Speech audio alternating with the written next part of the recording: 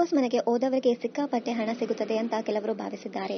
ಆದರೆ ಸತ್ಯ ಅದಲ್ಲ ಎಂದು ಬಿಗ್ ಬಾಸ್ ಕನ್ನಡ 10 ಸ್ಪರ್ಧಿಗಳು ಇತ್ತೀಚೆಗೆ ಸಂದರ್ಶನದಲ್ಲಿ ಹೇಳಿಕೊಂಡಿದ್ದಾರೆ.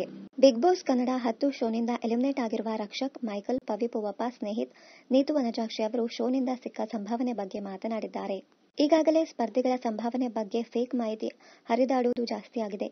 ಹೀಗಾಗಿ ಸ್ಪರ್ಧಿಗಳೇ ಈ ಬಗ್ಗೆ ಮಾತನಾಡಿ ಸ್ಪಷ್ಟನೆ ನೀಡಿದ್ದಾರೆ. ಪವಿ ಪೂವಪ್ಪ ಅವರು ಬಿಗ್ ಬಾಸ್ ಶೋ ಆಫರ್ ಬಂದಾಗ ನಾನು ಎಷ್ಟು ಹಣ ಕೊಡ್ತೀರಾ ಅಂತ ಮೊದಲೇ ಕೇಳಿದೆ. ನನ್ನ ನಿರೀಕ್ಷೆಗೆ ತಕ್ಕಂತೆ ಸಂಭಾವನೆ ಸಿಕ್ಕಿದೆ ಎಂದು ಹೇಳಿದ್ದಾರೆ. ರಕ್ಷಕ್ ಅವರು ಮಾತನಾಡುತ್ತಾ, ನನಗೆ ಬಿಗ್ ಬಾಸ್ ಆಫರ್ ಬಂದಾಗ ಯಾವ ಮೂಡ್ನಲ್ಲಿ ಇದ್ನೋ ಏನೋ, ಎಷ್ಟು ಹಣಕ್ಕೆ ಮಾತನಾಡಬೇಕು ಅಂತ ಗೊತ್ತಿರಲಿಲ್ಲ. ಮನೆಯಿಂದ ಹೊರಗಡೆ ಬಂದ ಮೇಲೆ ಬೇರೆಯವರಿಗೆ ಸಿಕ್ಕ ಸಂಭಾವನೆ ಕೇಳಿ ಶಾಕ್ ಆಯ್ತು ಎಂದಿದ್ದಾರೆ. ಬೇರೆಯವರ ಸಂಭಾವನೆ ಕೇಳಿ ಹೊಟ್ಟೆ ಉರಿಯೂ ಆಯ್ತು. ಈಗ ಕಾರ್ಯಕ್ರಮಕ್ಕೆ ಹೋಗುವಾಗ ಅಲ್ಲಿ ಸರಿಯಾಗಿ ಹಣ ಕಿತ್ಕೊಂಡು ಬ್ಯಾಲೆನ್ಸ್ ಮಾಡ್ತಿದ್ದೀನಿ ಎಂದು ರಕ್ಷಕ್ ಹೇಳಿದ್ದಾರೆ. ಮೈಕಲ್ ಅವರು ಹಣ ಮುಖ್ಯ, ಬಿಗ್ ಬಾಸ್ ಮನೆಯಿಂದ ನನಗೆ ಹಣ ಚೆನ್ನಾಗಿ ಸಿಕ್ಕಿದೆ ಎಂದು ಹೇಳಿದ್ದಾರೆ. ಹಣದ ಜೊತೆಗೆ ಬಿಗ್ ಬಾಸ್ ವೇದಿಕೆ ತುಂಬಾ ಮುಖ್ಯ. ಇದರಿಂದ ನಾವು ಇನ್ನಷ್ಟು ಚೆನ್ನಾಗಿ ಇರಬಹುದು ಎಂದು ಮೈಕಲ್ ಹೇಳಿದ್ದಾರೆ. ನೀತು ವನಜಾಕ್ಷಿ ಅವರು, ನಾನು ಅಷ್ಟಾಗಿ ಹಣಕ್ಕೆ ಗಮನ ಕೊಡಲ್ಲ. ನಾನು ಜನರಿಗೆ ರೀಚ್ ಆಗಿರೋದು, ಜನರು ನಮಗೆ ಪ್ರೀತಿ ಕೊಟ್ಟಿರುವುದು ತುಂಬಾ ಖುಷಿ ಕೊಟ್ಟಿದೆ ಎಂದಿದ್ದಾರೆ. ಸ್ನೇಹಿತ ಅವರು, ನನಗೆ ಬಂದ ಹಣವೆಲ್ಲವೂ ಬಟ್ಟೆಗೆ ಹೋಗಿದೆ.